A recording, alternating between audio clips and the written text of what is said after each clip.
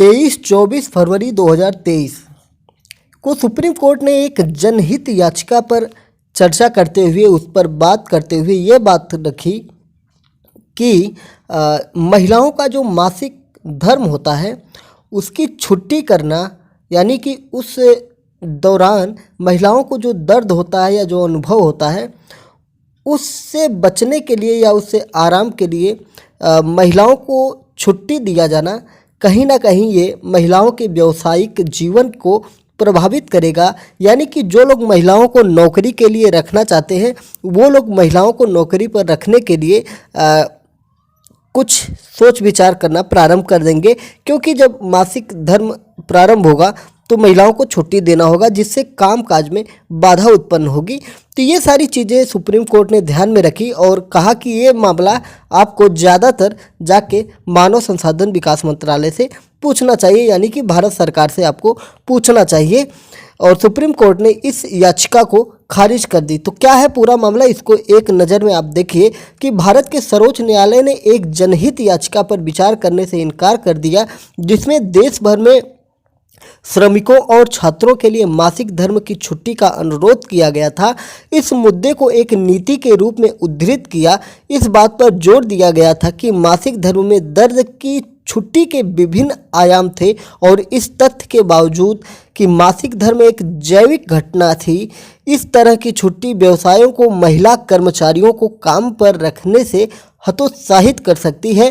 केवल कुछ देश, ज़्यादातर एशिया में, उन महिलाओं को अनुमति देते हैं जो दर्दनाक अवधि का अनुभव करती हैं ताकि वे ठीक होने के लिए काम से समय निकाल सके। यानी कि सुप्रीम कोर्ट ने सीधे सीधे ये कह दिया है कि महिलाओं को छुट्टी नहीं दी जाएगी।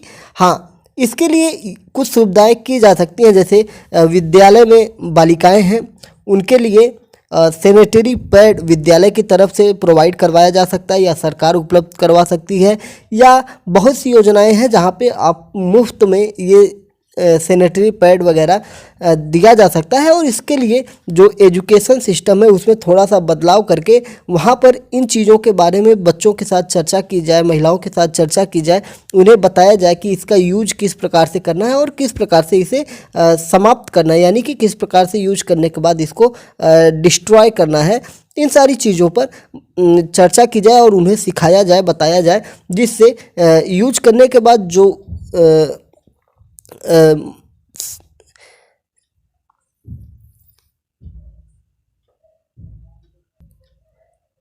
सैनिटरी पैड होगा उसको किस प्रकार से समाप्त किया जाए। अगर उसको समाप्त नहीं कर रहे हैं, सही जगह उसको नहीं पहुंचा रहे हैं, तो वो क्या होगा, एक प्रदूषण का कारण बन सकता है। तो इन सारी चीज़ों को एक सामाजिक अनुबंध के अनुसार देखा जा सकता है, समझा जा सकता है और स्पष्ट रूप से छुट्टी देने के लिए मना कर दिया गया है। तो यही सारी चीज़ें मैंने आपको पहले भी बताई। तो अगर हम इसके अन्य पहलुओं पर बात करेंगे कि मासिक धर्म की छुट्टी और इसकी वैश्विक स्थिति क्या है, विश्व में इसको लेकर क्या है, तो जैसा कि आपको मैंने स्पेन के बारे में बताया कि स्पेन यूरोप का ऐसा पहला देश बन गया है जिसने वेतन देने के साथ ही माहवारी अवकाश प्रदान करने वाला कानून बनाया। यानी कि जो स्पेन देश है ये एक ऐसा देश बन चुका है, पहला देश बन चुका है जहां पर महिलाओं को मासिक धर्म के अवधि के दौरान छुट्टी भी प्रदान की जाएगी और साथ ही साथ उनको वेतन भी प्रदान किया जाएगा। इसी प्रकार से और भी अन्य देशों में कंपनियां भी इन पर विचार कर रही हैं और बहुत जगहों पर छुट्टियां भी दी जा रही हैं। तो ये चीज़ें निकल के वहाँ से आ रही हैं।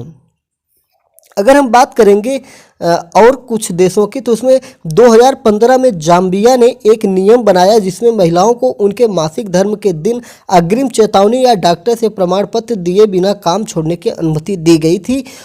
और नियम व्यापक रूप से समर्थित और समझा जाता है, लेकिन सभी कंपनियां स्वेच्छा से इसका पालन नहीं करती हैं, जिसे गुप्त रूप से मदर्स डे के रूप में जाना जाता है। तो ये आपका जाम्बिया के बारे में बताया गया है कि वहाँ पे महिलाएं जो हैं छुट्टी ले सकती हैं इस मासिक धर्म के दौरान, और जहाँ इसे मदर्स डे के नाम से भी वहाँ पे जाना जाता है।